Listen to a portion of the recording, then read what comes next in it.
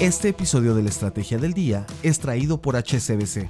La inversión extranjera en México sigue marcando récords positivos para el país y HSBC conoce las oportunidades y retos del nearshoring. Con su programa Destino a México, ofrece soluciones para las empresas como financiamiento, productos de pagos, comercio exterior y estrategia cambiaria. Conoce más en el link de la descripción. Muy buenos días. Ahora sí que por todos lados llegan los vientos. Por un lado, la situación interna en México que está haciendo que los bancos saquen su carácter. Y por otro lado, lo que los mercados esperan de lo que se hable sobre las tasas de interés en Jackson Hole. Ya en asuntos más alejados de la economía, los que andan de buenas son Uber y Didi. Y de no tan buenas, Tesla.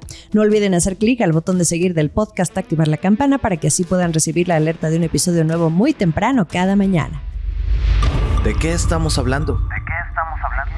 México entra en una cuenta regresiva respecto al rumbo que pueda tomar una vez que el INE este viernes comunique cómo va a quedar la configuración del Congreso y la repartición de las 200 curules de representación proporcional, mejor conocidas como plurinominales, los pluris, que aunque gozan de mala fama estas diputaciones entre la sociedad mexicana, fueron creadas con el fin de representar a las minorías. Este es el asunto que mantiene a la expectativa a calificadoras, organismos empresariales, a los inversionistas y ahora a los principales bancos a nivel nacional e internacional.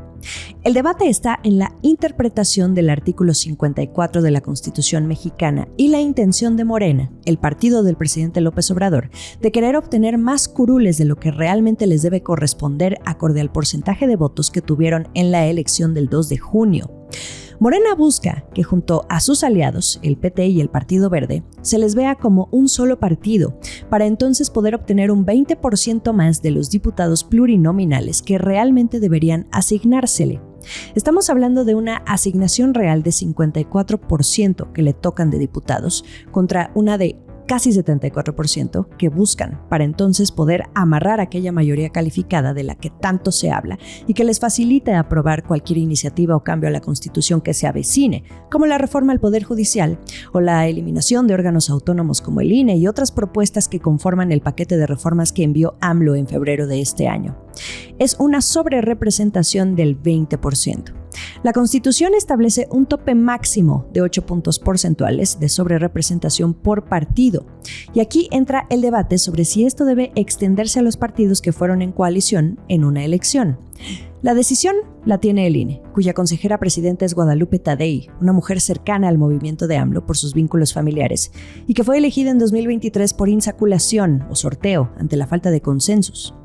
Enrique Krause, un conocido historiador mexicano que ha documentado en diversos libros la evolución de los periodos presidenciales en México y la evolución de la democracia, dijo esta semana durante un evento en el Centro de Estudios Alonso Lujambio del ITAM, según reportó el diario Reforma, que existe el peligro real de una destrucción final de las instituciones y la vuelta al reino de los caudillos, así lo dijo.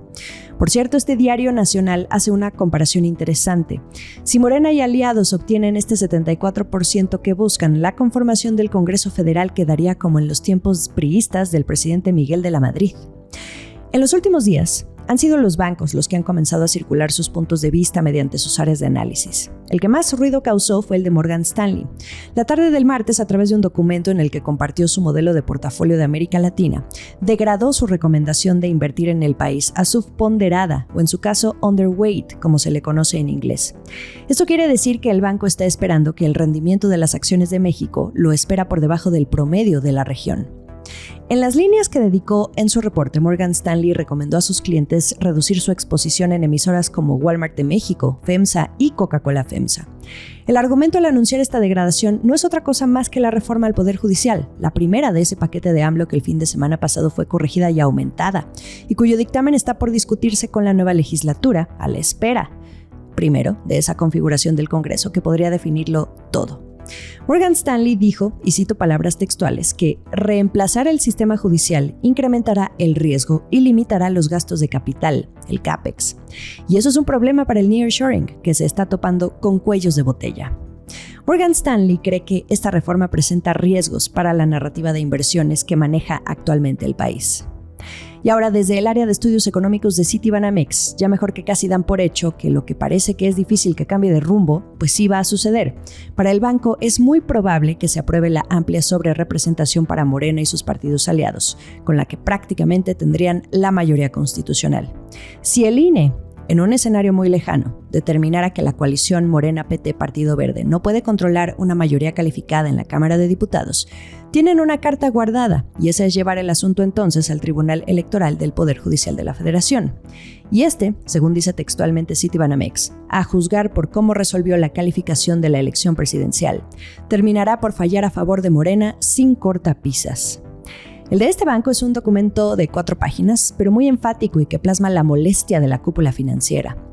Dicen que AMLO ha ido avanzando durante el sexenio a pasos graduales pero inexorables, con un proceso de debilitamiento y captura de las autoridades electorales. Que si se aprueba la sobrerepresentación de la coalición de Morena, la legitimidad de las urnas le serviría para cimentar en la Constitución una nueva configuración de las reglas del intercambio social, económico y político, un nuevo régimen. Leo un fragmento más de este documento. Los contornos de que ya se advierten, podrían suponer la cancelación de la democracia liberal, asentada en el Estado de Derecho y regida por el cambio electoral periódico de gobiernos mayoritarios y sólidamente contrapesados. Vamos a lo que nos compete. En toda esta narrativa política local, los mercados han jugado un papel relevante desde aquel 3 de junio, por todo lo que ya acabamos de explicar. Pero Citibanamex hace un llamado a no subestimar las graves implicaciones que esto tendría. Ustedes y yo sabemos muy bien que los mercados no suelen guiar su sentimiento por asuntos de política y democracia de un país en particular. No les importa el régimen, su nivel de democracia o si hay rasgos de autoritarismo, pero sí se guían por la política económica, monetaria y de disciplina fiscal, aquellas de las que la presidenta electa Claudia Sheinbaum ha sido insistente en asegurar cada vez que puede que se respeta y se cuida.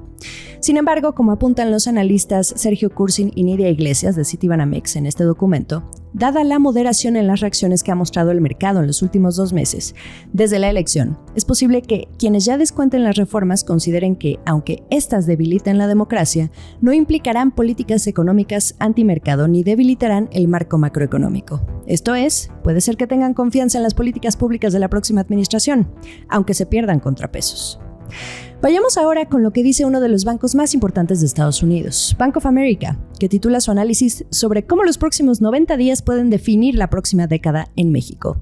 Lo del Congreso y las reformas son solo una parte. Estamos entrando en un calendario extremadamente movido de aquí a fin de año. Sí, la configuración del Congreso, las 20 reformas de AMLO, pero también la toma de posesión de Sheinbaum. Ojo, la presentación del presupuesto para 2025 que ya viene y que dejará ver la estrategia para reducir el déficit fiscal, pero también el Plan Nacional de Infraestructura que prometen para ese 1 de octubre que involucra un plan de acción para la energía, el petróleo, el transporte, los trenes, los aeropuertos, los oleoductos, carreteras, puentes y un largo etcétera.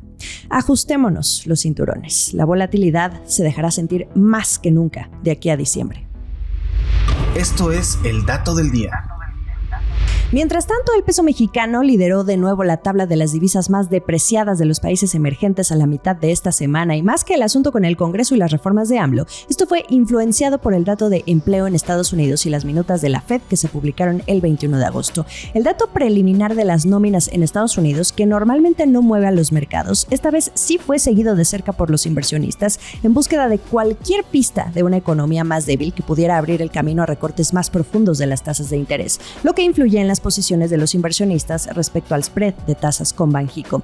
Lo que dijo el reporte preliminar del empleo es que es probable que el número de trabajadores empleados se revise a la baja. Por otro lado, las minutas de la reunión de julio revelaron que varios miembros de la Fed reconocieron que había argumentos plausibles para recortar las tasas de interés en 25 puntos base en esa reunión o que hubieran apoyado esa decisión.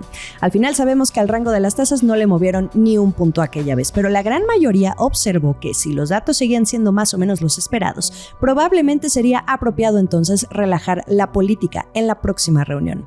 Por cierto, estamos a un día de conocer lo que tenga que decir el presidente del Banco Central, Jerome Powell, desde Jackson Hole, en el simposio anual que reúne a la crema innata de la política monetaria. Ese hombre, para que vean, sí que sacude a los mercados. Desde Goldman Sachs anticipan que Powell reitere su postura de depender de los datos para tomar decisiones, pero que quizá enfatice en la disposición de la Fed para actuar rápidamente si las condiciones económicas empeoran. Los analistas de XTB Latam apuestan más a que evite comprometerse con una flexibilización agresiva, sin contar con más información económica sólida.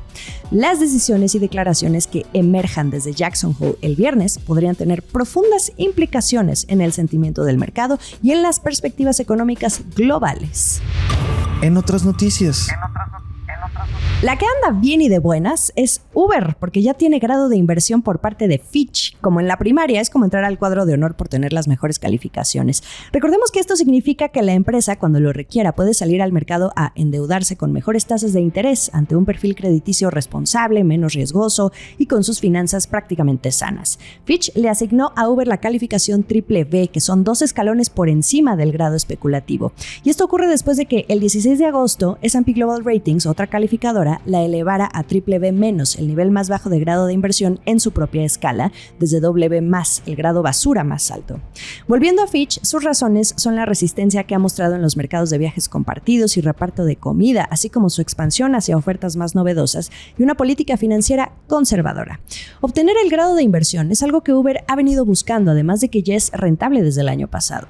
La que falta es Moody's, otra calificadora que aún la mantiene en grado basura desde febrero, pero subiéndola de escalones. Hoy en su escala la tiene en Ba1, que es el nivel más alto dentro del grado basura desde el B1 que lo tenía. Fue una mejora de 3 escalones. Pero hoy Moody's se convierte en la única de las 3 grandes calificadoras de crédito que se mantiene por debajo del grado de inversión. Y mientras tanto, en Didi también andan con caras felices porque obtuvieron ganancias al cierre del segundo trimestre en medio de una posible salida a bolsa que se espera en Hong Kong. Fueron $196 millones frente a la pequeña pérdida que habían registrado hace un año. En un análisis, Bloomberg reporta que estos resultados reflejan cómo la empresa se está recuperando gradualmente de unos años difíciles. Una vez aclamada como campeona que derrotó a Uber en China, el negocio de Didi después sufrió un golpe tremendo después de que este país tomara medidas drásticas contra la industria de la tecnología. Recordarán que primero vino una multa de miles de millones de dólares en 2022, luego se le obligó a dejar de cotizar en la bolsa de Nueva York y luego una de las cofundadoras, Jan Liu, que ayudó a supervisar ese debut en Estados Unidos, renunció a sus funciones de presidenta y directora del consejo para entonces ser nombrada directora de personal. Punto para Didi por ahora, porque sus acciones, aunque andan zombies en Nueva York, muy por debajo de su precio de salida a bolsa, que fue de $14 en 2021, pues ahora la empresa al menos tiene este respiro al segundo trimestre, recupera un poco de lo perdido y además aspira a cotizar en Hong Kong. Pero el calendario para ello sigue sin estar un poco claro. El último sorbo. Los temas arancelarios en el mundo tampoco dan tregua, especialmente con el sector automotriz. La Unión Europea está planeando introducir ahora un arancel adicional del 9% sobre los autos Tesla importados de China. Esto mientras le manda un atento aviso a los otros fabricantes su decisión de seguir adelante con los aranceles definitivos a los vehículos eléctricos que también son enviados desde China. La verdad es que Tesla no sale tan bailada con esto porque hay otras automotrices a las que sí les aplicaron arancel de doble dígito. Por ejemplo, MG o la matriz de Volvo Car, que es Geely, y BYD, que se enfrentan cada una a aranceles del 36.3%, 19.3% y 17% respectivamente. Según los mismos que tomaron esta decisión, todo tiene que ver con los subsidios que otorga China a la industria automotriz. Tesla parece que recibe menos, entonces fueron proporcionalmente justos. Además, Tesla dijo, a mí me evalúan de manera individual.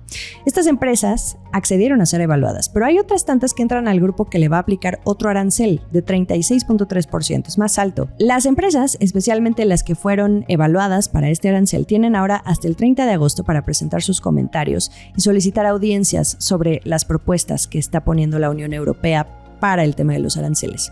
Hay fecha límite para que la Comisión Europea publique un reglamento final y esto tiene que ser antes del 30 de octubre y entonces van a permanecer así durante 5 años y esto podría prorrogarse tras otra revisión.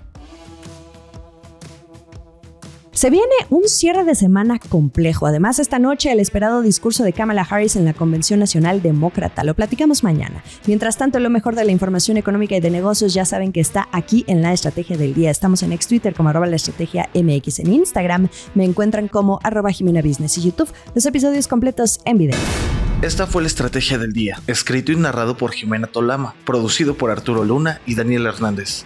Que tengas un día muy productivo.